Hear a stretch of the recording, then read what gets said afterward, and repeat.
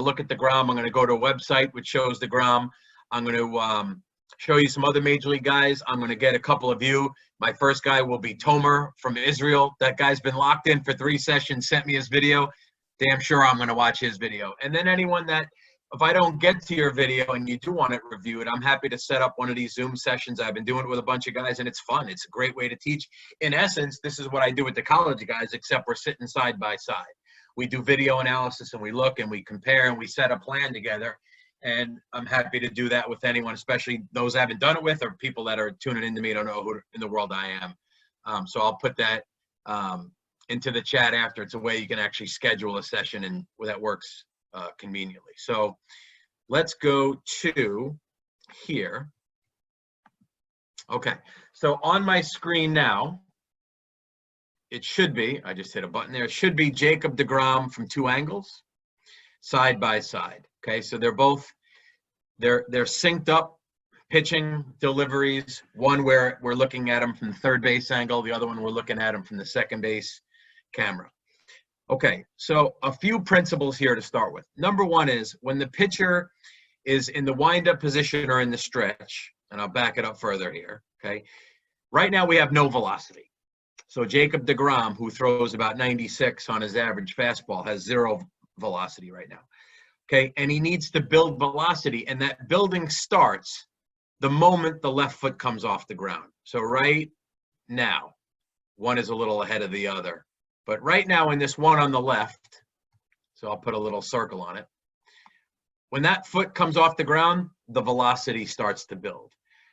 And just like a speedometer in a car, it starts to build as we go on. But this is the very first place where we start to build as soon as that foot comes off the ground. There are many people that are taught or believe, and this is why I think video analysis, that it's not anyone's theory now. We're looking at Jacob DeGrom. It's not the theory of this guy or that guy. It's what's happening. Let's just interpret what is actually happening. So you'll start to see that as he lifts, he's starting to move forward. He's not rushing. He's not sloppy. He still has balance.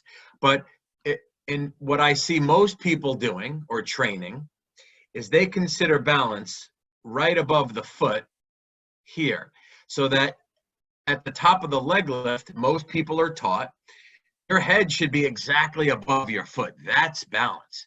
If you look at DeGrom, by the time he gets to the top of his leg, he is starting to move forward. He is starting to use momentum and also gravity to get athletic.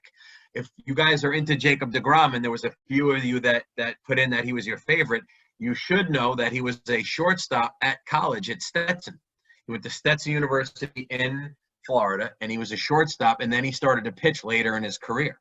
Now, my team, not in 2020, but in 2019 at Sacred Heart, we opened at Stetson. Pretty intimidating. On the left field wall is Jacob DeGrom, a big picture of Jacob DeGrom. And does anyone know who would be on the right field wall? Who is the other stud superstar to come out of Stetson? If you know it, unmute. Corey Kluber. Corey Kluber is a Stetson graduate, right? So my guys show up to the field and they're like, oh my God, this place has put out DeGrom and Kluber. That's why they do it. It's a little intimidating. So, but he was a shortstop, so he's athletic. DeGrom is really athletic. So this first move right here, and eventually we're going to look at him in the stretch, he's building athleticism and momentum at this part in his leg lift. Now, I'm hoping you're taking notes or you're just writing a couple things down. Power to pitch. Would anyone like to unmute and say, and tell the rest of us, where does the power to pitch come from? Back leg. Okay. So back leg is good. That's the second best guess you can have. The power to pitch comes from the earth. The big ball we're all standing or sitting on at the moment. Yes, Eric, it comes from the earth. And here's how I know that. Yes, Eric. No, Wayne, I can't tell you, Coach, how much we talk about, even in hitting, same thing, how hard I can push down against the earth's gravity. The stronger I do it, the stronger I become. You can use this for pitching, hitting, yes. Same fundamental. Absolutely. Any sport is from the ground up, right? That's why you wear cleats. It's why you dig into the mound. That's why if you're on a turf mound, you need the right shoes. If the mound is a mess with a hole or it's wet, it's hard to pitch. So the power comes from the ground. If you were on the moon with no gravity, Jacob DeGrom would top at about 57 miles per hour, right? So yes, but whoever said that, I think that was Eddie, said, you're right. We're connected through the earth by one leg. Pitching is a one-leg activity. So let's start to look now what happens from this moment right here. And actually, let me do this. Let me move this one here on the right so we really get synced on the kick. So his leg is starting to come down. Now it's synced. Okay, so here's what's happening right here that's really, really key. He is continuing every click of my keyboard. He is continuing to move forward towards the hitter. But what else is happening? As he's going forward towards the hitter, he's also going lower, right? He's going lower. He's going equal parts forward and equal parts down. So that right here, and this is really important, when you're analyzing your own video, let me clear this off the screen. I think this is the single biggest area to look at right here. The knee over the foot. If the knee is in a really weak position, like it's bowed in some way, like in other words, if your knee is doing something like this, it's going in and then this way, no good. And a lot of people have their knee go directly above their foot, which we'll see in a little bit, and then go this way. It's not, you're losing power, you're losing velocity. Okay, so in a quick nutshell, the power we get out of our right leg for righties and our left leg for lefties is the same power we would get if we had a football and we were on a field and we were trying to throw a football 70 yards. It's that same force. We're trying to go equal parts into the ground this way, here, and pushing down, and then also going forward. So you'll start to see how he sinks down and he gets also shoulder tilt. What I mean here, shoulder tilt, the same way a quarterback would get it throwing a football. That doesn't happen. You don't force your shoulders to do that. Guess why that happens? Look at his shoulders now. They're level / there might even be slightly down. But because he's pushing into the ground with force, he gets this shoulder tilt. So that's a key thing to look at this stage. Here's another big piece, okay, that some of you take for granted. 3 of you, when I say this, are going to go, duh, and the other couple are going to go, oh, wow, I get that. Look at how late he starts to separate. A lot of you separate, your hands already over the top of the rubber. He separates late. And look how low his arm goes, about to the height of the knee. It's about where you want your hand to go to be relaxed. The whole purpose of a pitching delivery is to create arm speed. If your arm is out very early, you're going to lose torque and you're going to lose velocity. So he has really good late separation with a good loose long arm swing right there. Now, let's again clear this off the screen. A lot of you also start to think about the stride, and I think a lot of you think about the stride by focusing on this leg. I don't like that.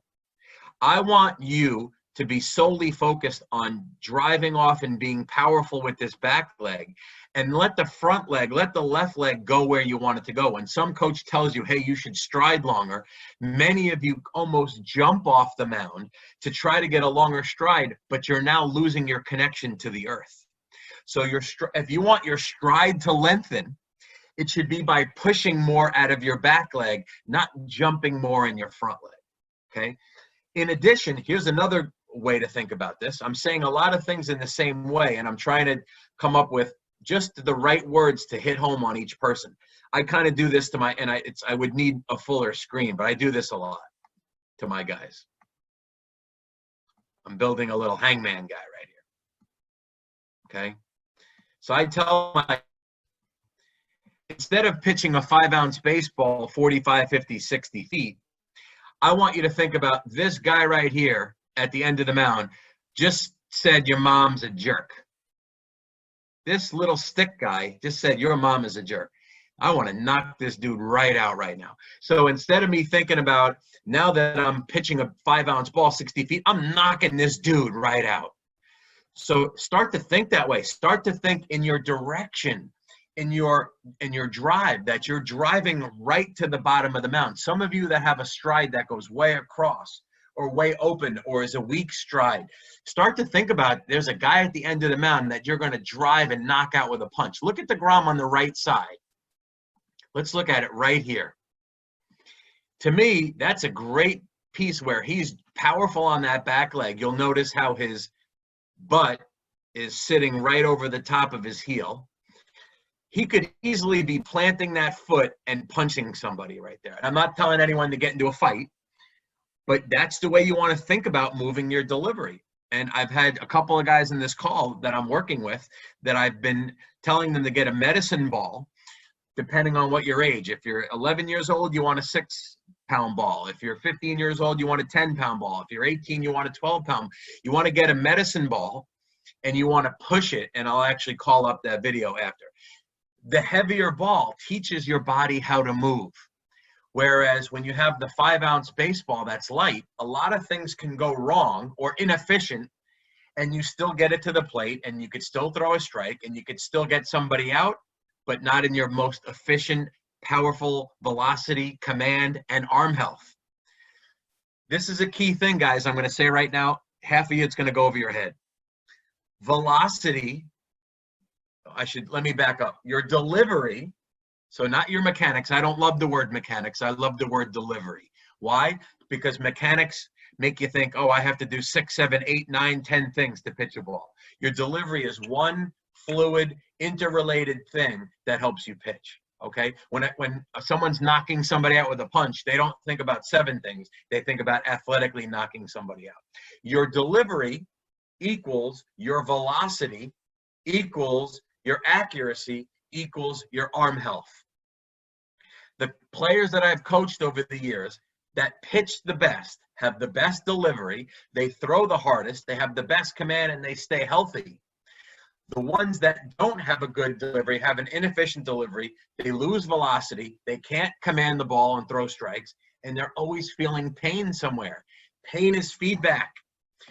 Your arm should hurt either by overuse, which is not good. Under rest could be you're a two-way person. You pitched on Monday, you played in the outfield on Tuesday, or it's feedback. Something's going on in your delivery that is making your arm hurt. There's natural soreness, and then there's pain. They're two very different things. So let's get DeGrom back here a little bit to front foot strike. There's some key things that he does. He is absolute money here at front foot strike. Here are some of the cues we should be looking for, and you may want to be looking for in yourself. Number one, his belly button and his belt buckle are starting to open. So he's starting to open his lower half. Meanwhile, look at the Mets logo right here, is really closed towards third base. His arm his front elbow is pretty close to being about in the left-handed batter's box. And let me do this on the right side and back him up a little bit, right when he gets to the landing. Boom, right about here, okay? His head is directly on the target. And this is crucial, and there's a way to train this. His arm is at 90, 90, 90. Here's what I mean. Torso to underarm to elbow to here. It's pretty close to being at, that's a prototypical way we want your arm to be. If your arm is too far in here, that means probably you separated early, your arm got up in here, and you're kind of almost throwing catcher style, you're going to lose velocity. If your arm is trailing far behind like that, you may wind up being late with your separation or something else from maybe playing another position, and you're going to lose velocity, and it's going to put pressure on your shoulder and elbow. This position right here, this 90-90, is really the classic spot that you want to be. Okay, so let's continue on. Now we get towards release. Okay, so this is a crucial thing, everybody. Really crucial. And I'm going to back up just to show you. Right when his leg hits the ground, right here. And you could do this to yourself too. I can draw a line down his shin and his knee. Through the rest of his delivery, his knee should never go past that spot. If his knee was to go past that spot, complete loss of velocity. Again, let me go back and repeat. 0 miles per hour with 2 feet on the ground. Speedometer, 10, 20, 30, 40, 50, 60. Jacob DeGrom probably lands with 98 to 100 miles per hour velocity. That's all now in his front leg. Okay, he's put the power from the back leg into this front leg. Now this front leg has to brace and transfer the power up the core out his arm. If you're not flexible, if you have an injury, if you have a tight groin, hamstring, hips, glute, lower back, your body won't allow you to do that. And A, you're going to lose velocity. B, you're going to lose accuracy. It's going to be really hard to bend and get on top of a curveball or a slider. It's going to be really hard to get out in front and pronate on a changeup, and it's going to lead to arm pain. So this front leg needs to brace, and this is a great position right here. You should be able to see it in both angles, that he is pretty much completely flat backed after releases the ball. And then if we keep going on, you'll see that his foot actually gets higher than his head. So his foot in this one over here, no doubt about it, is higher than his head. And this one is basically right at the top of his head. So this, again, I hate to keep saying it, but I want to be inclusive for all. This part of your finish has a lot to do with your arm health, okay? And it has to do with deceleration. So right now, his arm isn't moving at all. And now his body is moving in a way to get his arm to whip forward at 96 miles an hour. And then after release, it has a very short time to get down to 0 again. And you can see, look where his hand goes all the way to the other side of his leg. So this bend in this finish with his body going through and his back leg coming up and over, that's helping his arm slow down. If he just did his arm by itself and not the rest of the body, he would have incredible shoulder problems. He would have rotator cuff injuries just the same way. If anyone has been in an accident, and hopefully you haven't, you have a seatbelt on, even if you're going 10 miles an hour, the seatbelt locks you in, your head snaps forward. The next day you're going to wake up and go, oh, my neck. That's how your shoulder will feel if you don't decelerate properly. You decelerate properly by getting into a finish like Jacob DeGrom. And in fact, you could make the case that the way you finish when you long toss, when you're shuffling, you're out in the field with your dad or your brother, and you're firing a ball in a long toss, nice and free and loose, you should film that, and your pitching delivery basically should be the same. Okay? Now we're going to go a little bit further with this, which is DeGrom is going to fall off to the side. So he is basically falling off to the first base side. I think if you polled your average coach and your average player in the United States and said, is it better to finish in a fielding position with 2 even legs, or is it better to fall off for a righty towards first base or a lefty towards third base? I think 78% of the free world says he should land in a fielding position. I completely disagree. I'd say if you're going to land in a fielding position, you're going to need it, because you're going to be slowing down, throwing the ball 10%, 15% slower. Guys are going to be barreling the ball and smashing it at your face all day long. So I defy you to find me 10 people in the big leagues who finish in a fielding position. Okay? You want to finish athletically, and it goes back to one other piece which we didn't mention yet. We're only looking at his delivery. We should also talk about what the body needs to be. How should the body train? How should the body lift weights? What kind of bands? What kind of flexibility? What kind of yoga? What kind of arm care goes into pitching with this delivery? But also the mentality. The mentality has a lot to do with it too. Your intent. Would anyone like to say what Jacob DeGrom's intent is when he throws a baseball in a game? Would anyone like to say what he's trying to do? Get the hitter out. Okay, he's trying to get the hitter out. He wants to attack the hitter and be aggressive. I've heard him say it before. I'm at my best when I'm aggressive. I have the ball. I'm on offense. I'm not on defense. I'm on offense. I attack the hitter. So he's trying to aggressively attack the hitter and it's leading to that aggressive finish. He's not just trying to throw a strike. He's not just not trying to walk people. He's trying to attack people with every pitch that he has. Okay, so let's do this now. Let me just call up, and we're not going to do this one as long. I just want to be thorough, and I want to look at DeGrom from the stretch position. Here we go.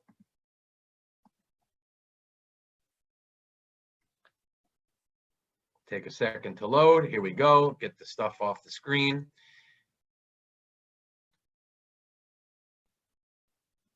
Boom, right? So his leg kick is a little lower, but it's not a slide step. I can't stand the slide step.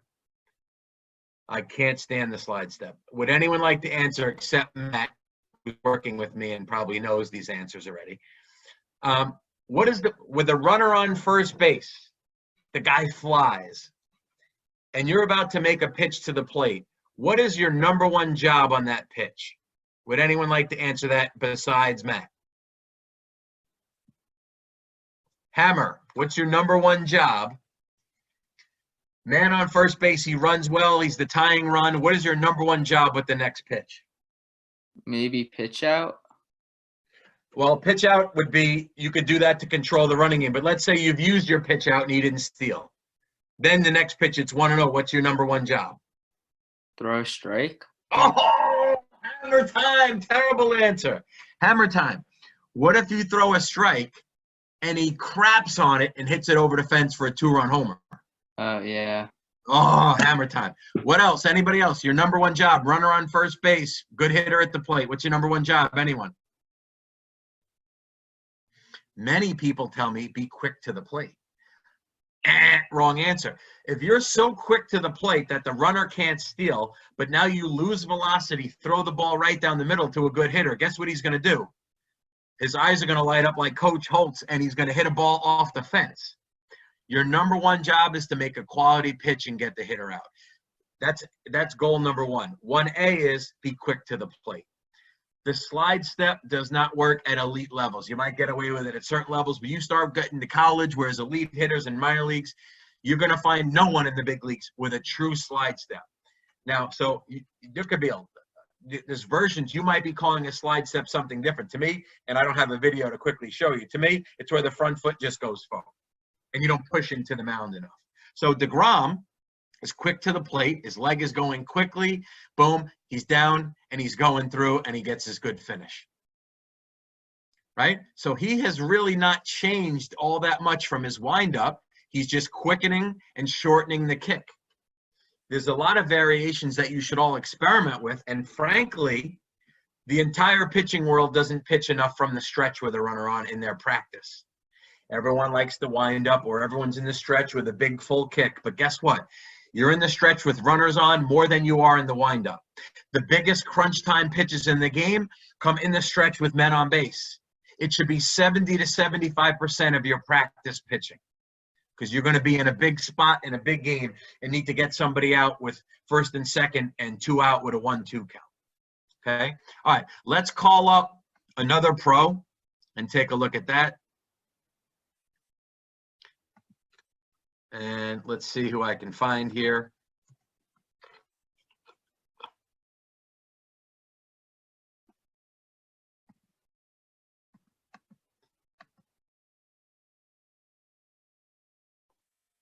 All right, we'll use this one. And I should really remove this off the other side, but it would take a little bit. I don't want to slow us down. So here's Verlander, just about starting his leg kick. Let's go a little faster right here. And I'm just going to let it play through, watching some of those principles we talked about.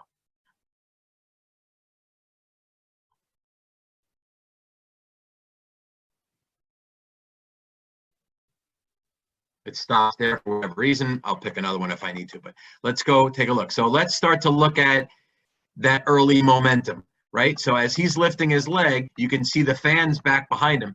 They're starting to move forward. So he's athletically slightly moving forward. He's not rushing. He's not doing it. He's still balanced and in control, but he's using a little momentum. okay? Not to mention he's got legs that look like trees, okay? Next thing he does, he starts to go down and forward at the same time. He's separating late. He's separating the balls coming out about knee height. He's driving off with the back leg. He gets shoulder tilt. Okay, again, the shoulder tilt up here kind of looks like he'd be throwing a football in a deep pass. He, at foot strike, right here, 90-90. Okay, and then watch his front leg firm up and even actually inverts. Right? It's not easy to, you know how flexible a big dude has to be able to stride like that and be his size and still get a completely posted up front leg that actually inverts like that and then gets through and is finished. Okay, so let's do this now. Let's start with going right here. And let's pick out, see how much time we have. We'll pick out a couple of guys from that sent in video. So I'm going to start with Tomer.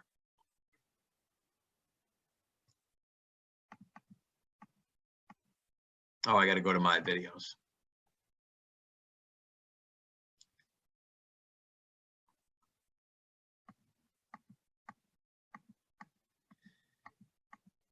There it is, baby, all the way from Israel right there, folks. Are you kidding? It's like 2 in the morning in Israel. The kid's been locked into everything. So let's just first, a couple of times we'll let it play through, and then I might let somebody make some comments, and then I'll make some comments. Okay, let's let it go again. Here we go. All right, and let's go in a slow-mo.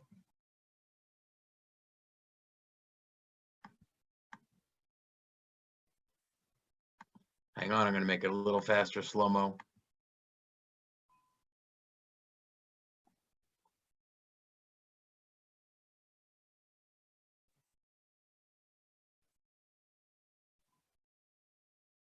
Okay, would anyone like to make any comments?